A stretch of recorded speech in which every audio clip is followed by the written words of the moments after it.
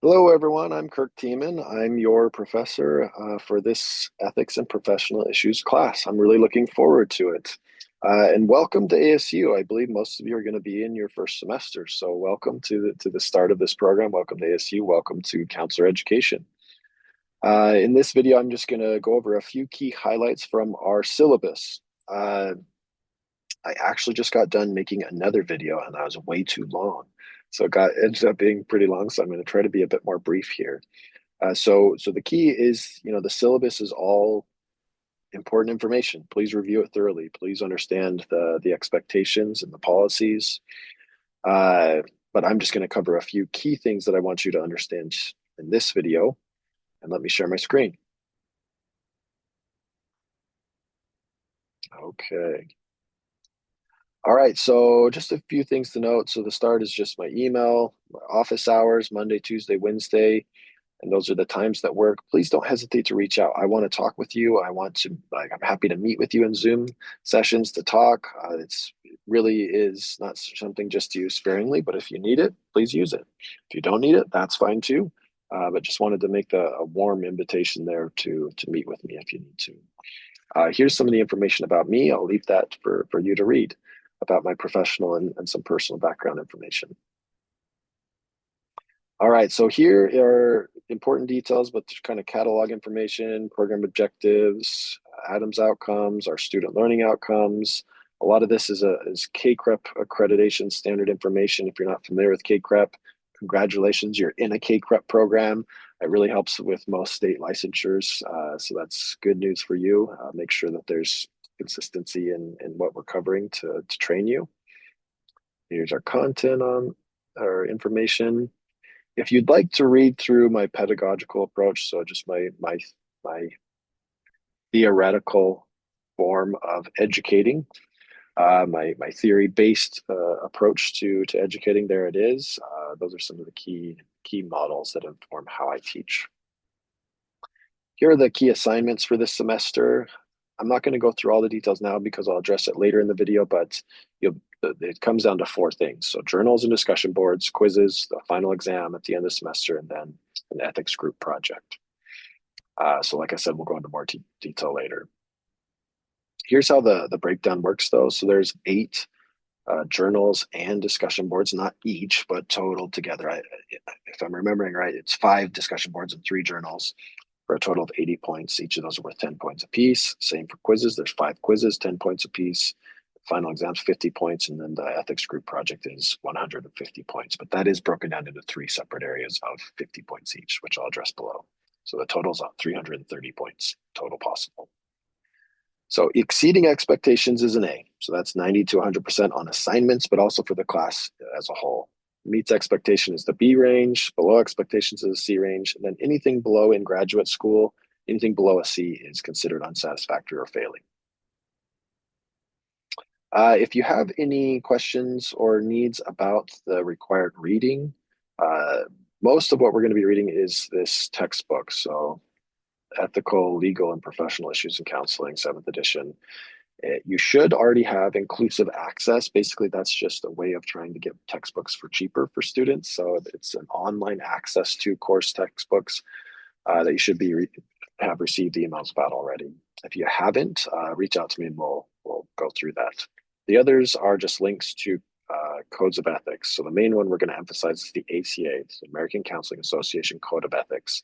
There are others for clinical mental health counselors, school counselors, but we're really going to emphasize the Counseling Association Code of Ethics because it's kind of the unifying code of ethics for all forms of counseling.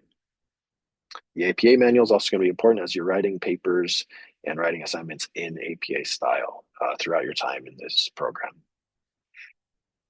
All right, a few things here. Please read through these like the confidentiality statement. This is going to be standard for all your courses throughout your time in the program. That confidentiality is the cornerstone of this program and in this profession. So it's really important that you're creating an environment where trust and openness is exhibited, and confidentiality is central to that. Like we need to trust that we're not going to go share personal details with other people. That's particularly important for client work, that we have to hold that confidential. So we do that in our coursework as well.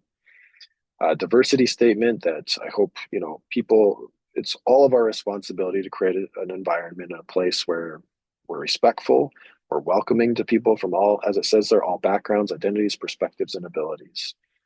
Uh, so yeah, that's really important, that we can honor each other, even though we might have various lived experiences, that we can honor each other and see the human in each other together. Just read through the other details here as they're important.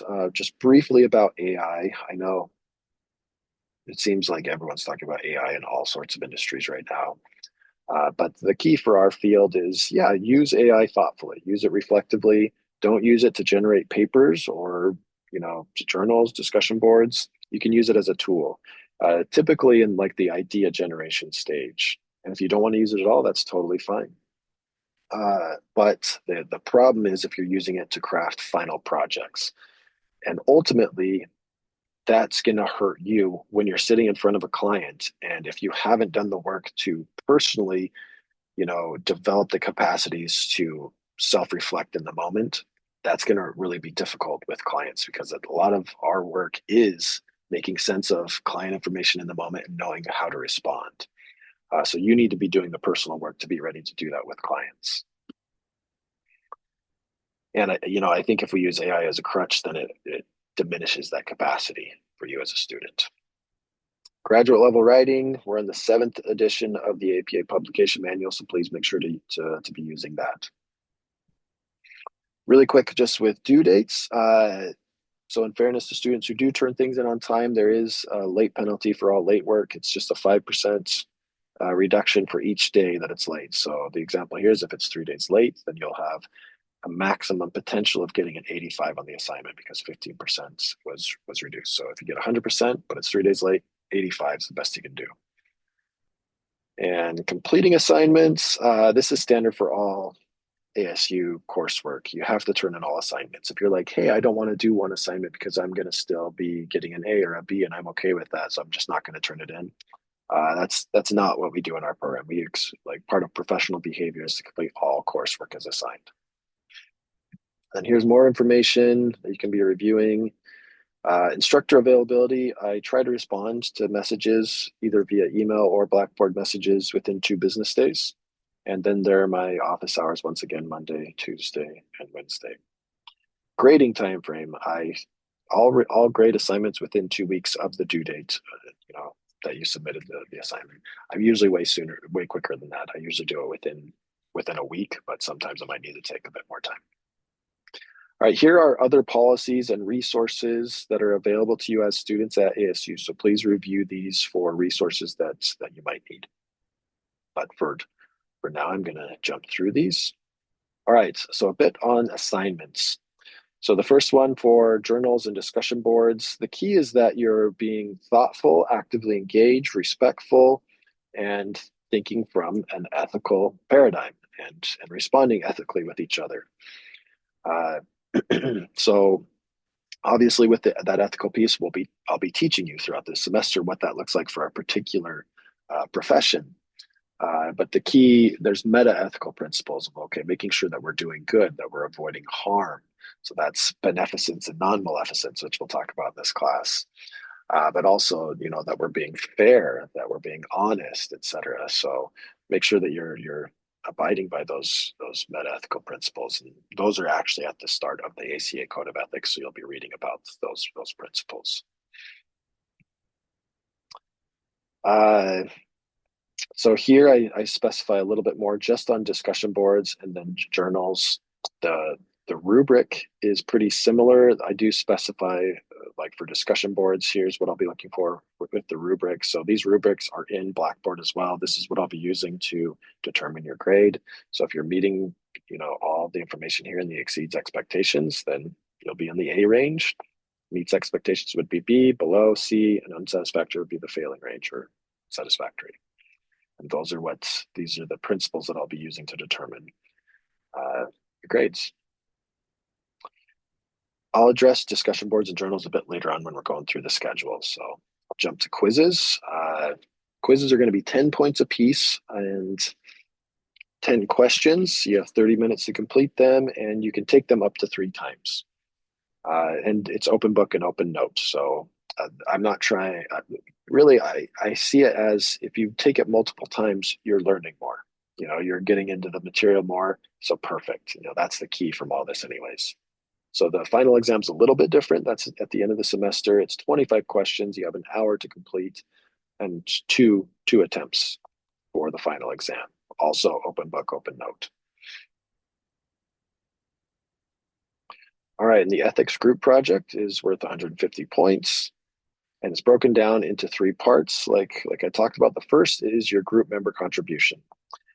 So you're going to be working in groups of 3 to 4 students together, and you need to negotiate the project and kind of break it out however makes sense to your group.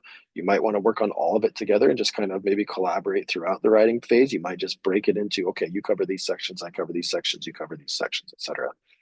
But the key is that you're all feeling that you're pulling an equal weight, that it's fair. If there are any concerns or conflicts that arise in the group, try to resolve it together. Actually, don't try. Just, well, the first step, if there is a conflict in the group, is to talk together about it. That's what I mean. So talk together first, and then if that's still kind of something's off and it's hard to, not resolving that, then let's meet together with me and with the entire group together. Unless for any reason someone feels unsafe or that it's, at risk to talk with the other group members present, then we can meet one-on-one. But let's really try to be, for transparency and openness sake, to meet all together is ideal. I am going to have you do a brief note section at the end of the group paper and presentation, kind of specifying, okay, here's who covered this information, here's who covered this information. And then there's a self and peer group evaluation that you all need to fill out. There's a form that needs to be filled out where you'll evaluate yourself and your peers. And that won't determine your grade, but I'll just use it to inform how I choose to give the grade. And that notes section can just be at the end of the paper, can even be after the references section. So after all the citations that you used, and just, it can be brief, but that doesn't count towards the page limit. So let's just jump into the paper then to talk about the page limit and content that's needed. So part 2 is your group paper. These are the 6 areas that you need to address in this paper. So the key is that you're thoroughly reflecting on, okay, I'm going to give you, and there's going to be a case scenario or a case study that you're going to choose as a group. I have 4 case studies, and you can choose as a group the one that you want to address together. So you'll review that, and then you'll start to go through these 6 items. So, okay, what's the ethical dilemma? That's, for the first step. Then you're going to start to break down, okay, in the ACA Code of Ethics or the other codes of ethics, what are the key codes? What specific codes relate to that ethical dilemma that are going to inform and kind of provide some ethical guidance on how to respond? Then you're going to go through and work through an ethical decision-making model. You need to make it clear which ethical decision-making model you're using. And once again, this class will prepare you for this. So it's not like you need to know all this right now. This is an assignment near the end of the semester. So you'll work through, okay, here's a process of making ethical decisions. And for this specific case study, here's the process we went through. Then after you go through that ethical decision-making process, you should have a clear idea of how do I want to respond, what actions need to be taken or not taken. And then you're going to kind of summarize how the group process and how it was engaging together as a group. The paper guidelines, so this APA format, so that means that there's a title page and a references page, 12-point font using Times New Roman or Arial. It's double spaced. 4 to 7 pages is the page range. I think most of you are probably going to be around that 6 to 7 page limit. But some of you might want more and feel like, oh, I need more and more space. But the key is, like, sometimes we need to really synthesize and prioritize what's most important. So that's part of the rationale for it being a shorter paper. Once again, the title page, reference page, and that notes page talking about group member participation doesn't count towards the 7 pages or 4 to 7 page range. Then a group presentation. So the group presentation is going to cover the same 6 items here. You're just going to put it in a presentation format and then submit it. So those I recommend just using bullet points, not long paragraphs of bullet points, but just enough information to make sure that I'm able to track and follow what you're talking about, but also it's not a paper. It's just kind of the key bullet points to guide what information was covered on those 6 items. Then here are the 2 rubrics. So there's a rubric for your group member contributions and for the paper and presentation that I'll use to grade. And then here's a KPI portion for the paper only. KPI stands for Key Performance Indicator. That's a KCREP language term that we use to meet KCREP standards. Okay, the tentative class schedule. Tentative doesn't mean I'm going to be changing things at the last second and adjusting things. I really anticipate changing minimal or nothing. But if I do make any changes, that'll be very clearly communicated to you. It'll be fair. It won't be last second. I'll give you time to respond to any changes. And yeah, that'll be transparent and communicated to you in multiple ways via announcements, email, and I'll probably create a video like this as well. Okay, lastly, just to finish up really quick, here's the format of how the modules go. So week 1 or module 1 is August 24th to 28th. So this is the only module that starts on a Monday, just because that's when the semester starts. So this is Monday to Friday, the 28th. And whenever there's a discussion board, there's 2 due dates. It's going to be Wednesday and Friday. So Wednesday, so let's just use this example. So August 26th is a Wednesday. You need to respond to the discussion board prompt, your original post. And that's due by 11:59 p.m. Mountain Standard Time. All the assignments are always going to be Mountain Standard Time at 11:59 p.m. So yeah, that's Wednesday. And then you need to respond to at least 1 peer by Friday, August 28th at 11:59 p.m. And to any peers who responded to your original prompt, you need to kind of respond to them as well. So that's the standard. So after week 1, it's going to open up. So August 29th is a Saturday. So that's when modules are going to open up at midnight. So basically Friday night. Modules are going to open and it's going to be Saturday to Friday, Saturday to Friday. So I choose to do it that way just so you can start to work on things over the weekend, but then you're going to have your feet under you like when I'm back in the office and I'll be ready to respond to any questions you have. But I'll also be available through Friday. So if there are questions near the end of the week, I want to be available. So I just don't really like having assignments be due on Saturday or Sunday just because, those aren't business hours. So I won't be as responsive of getting back to you if there's any questions. All right. So just make sure you're looking through here for the readings from the book, and any articles will be posted in Blackboard or any PowerPoint presentations. But then the activity will always just be, okay, what's the assignment? There's always going to be assignment due every week, whether it's discussion board. This one, here's quiz 1's due Friday. If it's not a discussion board, the due dates are always going to be on Friday at 11:59 p.m. Mountain Standard Time. So that's quiz 1. For week 4, there's a journal that's due Friday as well, etc. So let me go down here really quick to labs week. So week 8, you're going to be in Alamosa. I'll be there too. I hope to see you in person. There's not going to be any assignment due this week. It's actually bumped to week 9. So the discussion board is actually relating to the material from week 8, but we're giving you, we never have assignments due for you during labs, just so you could be a bit more present in that labs experience. So, but we are doubling up in week 9. So the content from week 8 is still relevant to prepare you for the discussion board, and then there's a journal for the week 9 material. Let's keep jumping down. Thanksgiving week. If you want to do something that week, I recommend you prepare for the final exam or even quiz 5. But yeah, we're going to finish up December 11th. So the semester officially ends December 18th, but we'll be done with this class on December 11th at 11:59 p.m. Mountain Standard Time. That's when the final exam is going to be due. I just put to be determined for week 16. There could be something that we could maybe bump the final exam, give you a little bit more time to study, potentially into week 16, but I don't anticipate that. I plan to have it all due just on December 11th. Okay, so there's the syllabus review. If you have any questions, don't hesitate to reach out. but yeah, excited to be learning with you and from you in this class. And I'll see you in my next video or via Zoom if you reach out to me for an office hour. Thanks, everyone.